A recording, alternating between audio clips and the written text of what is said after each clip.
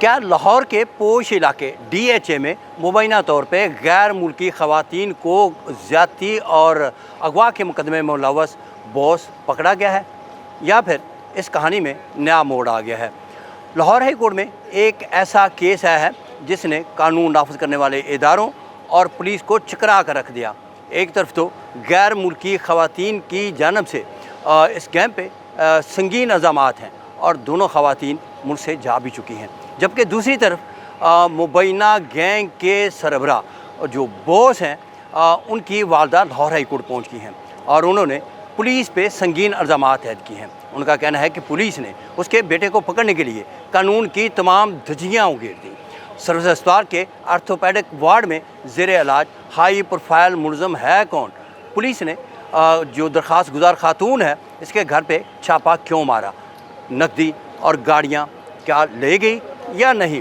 اس اہم اور سنسنی خیز سٹوری کے حوالے سے ہم آپ کو بتاتے ہیں تفصیلات۔ میں ہوں 24 ڈیجیٹل سے ملک محمد اشرف۔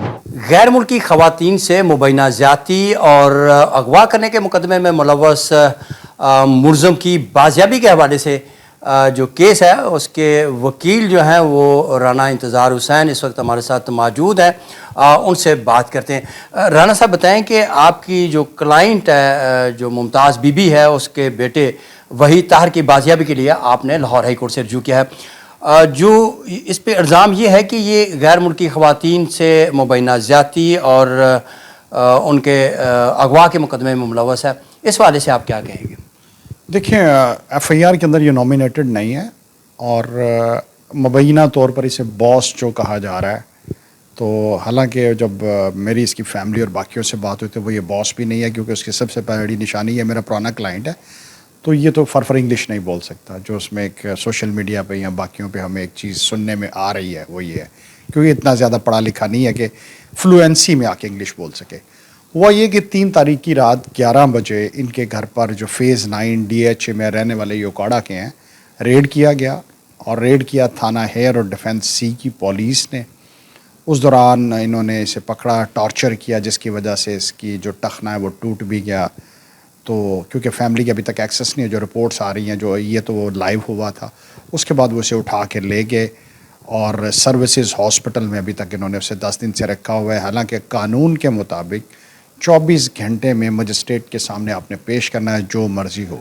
اگر پولیس یہ کہتی ہے کہ انہوں نے اسے غیر قانونی طور پر نہیں رکھا ہوا، ٹریٹمنٹ ہے، تو پھر فیملی کی ایکسیس ہونی چاہیے، پولیس گارڈ وغیرہ جو ہے وہ اس کو ڈیٹین نہیں کرنا چاہیے، وہ مرضی سے اپنے ہاسپٹل جس میں بھی چاہیں اس کا وہ جو ہے ٹریٹمنٹ کرا سکیں۔ اچھا، مجھے ایک بات بتائیں کہ ایف آئی آر میں یہ کہا گیا ہے کہ وہ جب ریڈ کیا گیا تو اس نے چھلانگ لگائی اور اس کے بعد اس کی ٹانگ ٹوٹ گئی یا جو ٹخنا ٹوٹا، جبکہ جو ان کی جو کہا جا رہا ہے کہ کیا پولیس تشدد سے ایسا ہوا ہے یا ریڈ کے دوران ایسا ہوا؟ اس کی والدہ کا اس والے سے کیا کہنا ہے؟ دیکھیں، ان کا تو یہی کہنا ہے کہ پولیس نے پکڑ کے ٹارچر کیا، ٹھیک ہے، تو آپ کو پتہ ہے جو پولیس کرتی ہے وہاں سے چھلانگ کیسے لگائی جا سکتی تھی جب پولیس نے اچانک ریڈ کر کے انہیں پکڑ لیا تھا، اور پولیس نے رات 11 بجے ریڈ کیا اور اس کے 2 گھنٹے بعد کا جو ہے وہ وقوع بیان کر رہی ہے، تو وہاں سے اس کو گھر سے اٹھا کے لے گئے، تو اس کے بعد تھانے میں جا کے ٹارچر کیا یا کیا کیا، جب تک وہیں سے بات نہیں ہوتی ہم اس کو کلیئرلی تو آپ کو بتا نہیں سکتے، مگر یہ جو بھی ہوا یہ ٹارچر کا نتیجہ ہے۔ اچھا، عموماً کہتے ہیں کہ ٹانگیں ٹوٹنے کے بڑے واقعات ہوتے ہیں پولیس جب پکڑتی ہے، تو یہ اس طرح کا واقعہ ہے؟ جس طرح کہ بہت سے گوجرانوالا میں بھی ہوئے تھے کہ 500 کے قریب لوگوں کی ریڈ کے دوران ٹانگیں ٹوٹ گئی تھی، تو یہ کیا اس طرح کا واقعہ ہے کہ یہ ٹانگیں اس کی ٹوٹ گئی؟ اس کیس میں ایسا نہیں ہوا، ہم جو غلط الزام ہے وہ بھی پولیس کے اوپر نہیں لگانا چاہیے۔ اس میں جو ابھی تک ہمارے پاس رپورٹ ہے، دیکھیں جب تک وحید خود نہیں آتا نہیں بتا سکتے، وہ صرف اینکل انجری ہے کہ اس کا جو ٹخنا ہے جو پاؤں کا جو وہاں اس کی حد تک جو ہے جو اینکل کی انجری جو ہوئی ہے اس کو اس وجہ سے صرف پرابلم ہے۔ اچھا، جو وحید ہے جس کی بازیابی کے لیے آپ نے لاہور ہائی کورٹ سے رجوع کیا، یہ کام کیا کرتا ہے؟ دیکھیں، مجھے اس وقت تو اس بارے میں علم نہیں ہے، یہ میرے پاس پرانا کلائنٹ ہے، اس کی پہلے بھی میں نے 1-2 کیسز میں بیلز وغیرہ کروائی تھی، پرانی بات ہے۔ پرانے کیا مقدمات تھے؟ یعنی ریکارڈ یافتہ ہوا نا؟ دیکھیں، جب تک ہم ملزم ہوتا ہے جب تک یہ ثابت نہ ہو جائے کہ وہ مجرم ہے، اور پولیس نے میرے خیال ہے اس کا ریکارڈ بھی بلاک کر دیا۔ اس وقت اشرف بھائی مجھے ایگزیکٹلی یاد نہیں ہے، کیونکہ اس وقت کیمرے کے اوپر جو بھی چیز کہوں گا بڑی ذمہ داری سے کہنی پڑے گی، اس وقت وہ مجھے پہلے آپ کے پاس وہ آتا رہا تو کون سے مقدمے تھے اس پہ؟ اسی طرح ہی کوئی اپنا لین دین کے تھے یا لوگوں کے ساتھ کوئی معاملات تھے یا کوئی میڈیکل کے معاملات، اس طرح سے کچھ اس وقت مجھے ایگزیکٹلی یاد نہیں ہے کہ اچھا، جو پٹیشن میں آپ نے لکھا ہے کہ پولیس ان کے گھر پہ ریڈ کیا اور کیا سامان لے کے گئی؟ ہاں یہ چیز بڑی امپورٹنٹ ہے. ان کی 2 گاڑیاں تھیں جی، وہ پولیس نے اپنی کسٹڈی میں لیگلی لے لی ہیں، حالانکہ ان کا ان سے کنسرن نہیں بنتا، اور وہ ایک گاڑی تو وحید کے اپنے نام بھی نہیں ہے. اور دوسرا یہ کہ 3.5 لاکھ روپے ان کے گھر سے لے گئے ہیں. مختلف گھر کے آرٹیکلز ہیں، ایون یو پی ایس تک نہیں چھوڑا پولیس کے لوگوں نے. اور اس طرح سے کافی چیزیں وہ میں نے پٹیشن کے اندر ساری چیزیں جو ہے وہ مینشن کر دی ہوئی ہیں کہ جو چیزیں وہاں سے وہ لوٹ کر لے گے پولیس والے. اچھا، اگر انہوں نے کچھ چیزیں لے کے گئے ہیں، کیا انہوں نے کوئی رسید اس کی دی؟ اگر ملزم انہوں نے پکڑ لیا ہے تو ملزم تو پکڑ لیا، اس کے بعد تفتیش کرتے ہیں. اگر کوئی چیزیں انہیں جو مطلوب ہوتی یا انہیں چاہیے ہوتی تو اس کے بعد ان کو اپنی تحویل میں لیتے. کیا پہلے ریڈ کرتے ہی انہوں نے یہ ساری چیزیں اٹھا لیں، گاڑیاں بھی لے گئیں؟ گاڑیوں کی کیا ضرورت؟ دیکھیں پولیس ہمیشہ ہی ایسا کرتی ہے. ابھی بہت سارے مقدمات، بہت سارے آفیشلز کا مجھے پتہ ہے کہ وہ گاڑیاں یوز کر رہے ہیں جو انہوں نے لوگوں سے اس طرح سے اٹھائی تھیں. تو اس طرح سے وہ لوٹ مار کا بازار گرم ہوتا ہے. تو ایسی چیزیں تو کسی صفہ مثل کا حصہ بھی نہیں بنتی. دیکھیں ابھی تک آپ نے اس کی گرفتاری نہیں ڈالی تو چیزیں انہوں نے کہاں لکھنی؟ تو یہ چیزوں تو انہوں نے بس جو ایس ایچ او لیول پہ یا نچلے لیول پہ جو ہے شاید ہائر آفیسر کو علم بھی نہ ہو، وہ چیزیں انہوں نے اپنی پرسنل یوز کے لیے، لوٹ مار کے لیے، ان چیزوں کے لیے وہ کیا جاتا ہے. اس کا نہیں. اچھا رانا صاحب بتائیں کہ اگر کوئی کسی کو غیر قانونی حراست میں رکھتی ہے پولیس تو اس کی قانون میں سزا ہے کیا؟ دیکھیں انلیگل کنفائنمنٹ ہے، ٹھیک ہے، تو اس کے لیے قانون میں بالکل سیکشنز موجود ہیں. اس میں 342 میں جایا جا سکتا ہے. جو بھی ریلیونٹ سیکشن ہے اس کے تحت ایف آئی آر ہو سکتی ہے، کیونکہ 24 گھنٹے میں اس کو پیش کرنا ضروری ہے. تو اگر تو اس کے لیے ابھی ہم مشاورت کر رہے ہیں کہ اگر اس کے مطابق جو ہے پولیس کے خلاف ایک یہ، اور دوسرا پولیس کے خلاف ہم یہ جو پولیس والوں نے ڈکیتی کی ہے گھر کے اوپر، جو سامان لوٹ کے لے گئے ہیں، اگر یہ فرد مقبوضگی ہیں اس کسی چیز میں نہیں لے کے آتے، ہم اس کا ویٹ کر رہے ہیں، تو پھر ہم ظاہری بات ہے پولیس کے خلاف بھی اس کارروائی کے لیے ضرور جائیں گے، جو تھانہ ہے اور ڈیفنس سی کی پولیس ہے. اچھا، پولیس نے اس کو غیر قانونی حراست میں رکھا ہوا ہے، اور غیر قانونی حراست میں رکھنے کے الزام سزا کیا ہو سکتی ہے؟ غیر قانونی چیزیں اٹھانے کے جو وہ لے کے گئے ہیں اس والے سے آپ کس فورم پہ جائیں گے اور ان کے خلاف کیا دفعات مقدمے کے اندراج کے لیے رجوع کریں گے اور اس میں دفعات کیا لگیں گے؟ جی ایسے ہی ہے. پہلے تو ہمارا یہ ہے کہ اپلیکیشن موو کی جائے گی جو تھانے والے ریسیو نہیں کریں گے، اور نہ ہائر آفیسر ریسیو کریں گے. کیونکہ میں نے تو پٹیشن ہائی کورٹ بھی فائل کی تھی، تو ایک دن نہیں لگی تھی کہ وہ سٹاف جو ہائی کورٹ کا وہ کہہ رہا تھا کہ ہائی پروفائل کیس ہے تو ابھی ہم نہیں فکس کر سکتے. تو اپلیکیشن کوئی نہیں لے گا، پھر ہمیں ڈائریکٹ بائی ابھی میں جانا پڑے گا رجسٹریشن آف کیس کے لیے.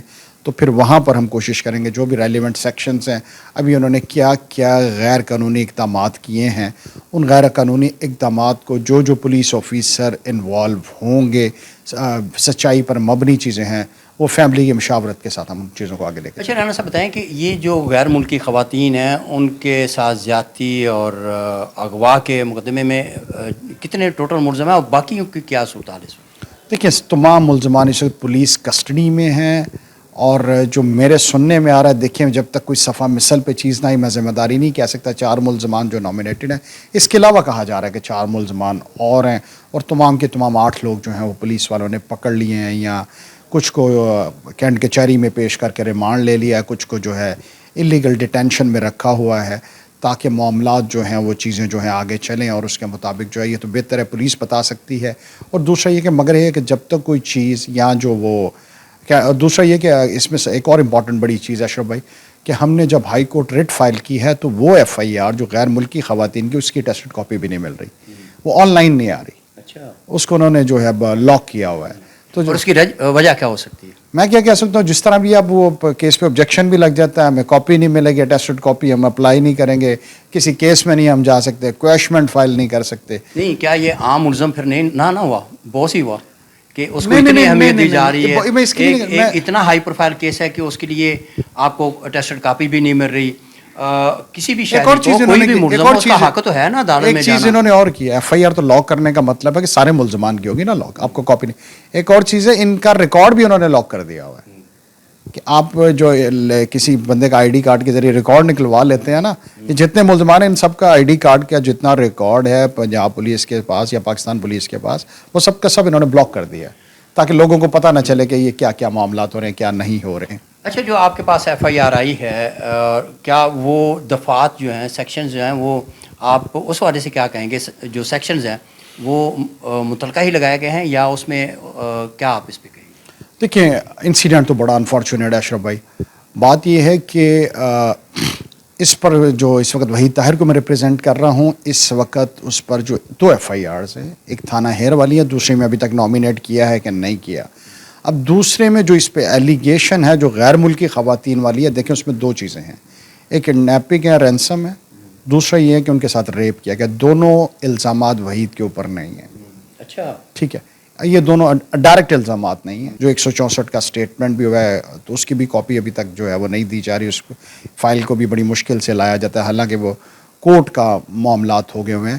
تو باقی یہ ہے کہ جس طرح کیس آگے پروسیڈ ہوگا، اب عدالت نے وہ رپورٹ طلب کی ہے دونوں SHO سے کہ وہ رپورٹ پیش کریں کہ وحید طاہر ملزم کہاں ہے، کیسے رکھا گیا ہے، کیا معاملات، اور 20 تاریخ کو رپورٹ طلب کی ہے.